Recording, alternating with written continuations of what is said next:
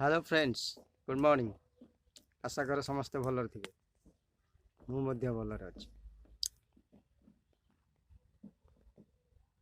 आज्ञा।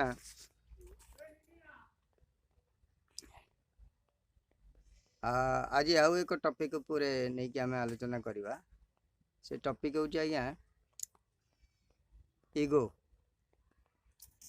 इगो गोटे एभली जिनस जदि थरे आपण मुंड उपर से बसा बांधिला ताहले आपन को निश्चित नष्ट ही करदेव। इगो गोटे मनर एक भिन्न मानसिकता जोटा को समस्ते कंट्रोल कर पारे निजर सामाजिक जो मूल्यबोधटा बजाय रही पार।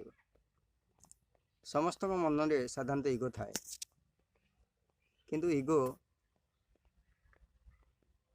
एटा रहिबा मनुष्य को तले को टाणी नब। अभिमान नुहे स्वाभिमान रहिबा आवश्यक।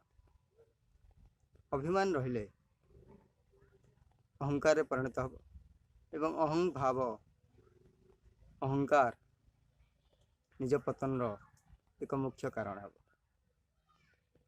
तेणुक आमको उन्नतिर रास्तार चलने हेले इगो छाड़ा पड़ो।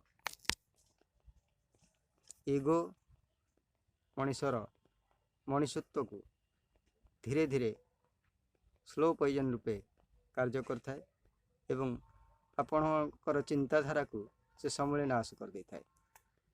तेणु इगो को भूली आसंतु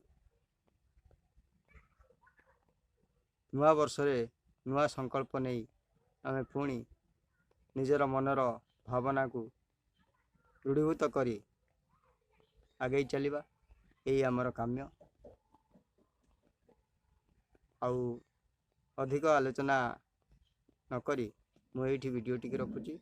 जदि वीडियो टी भल लगे तो लाइक और शेयर निश्चित करें।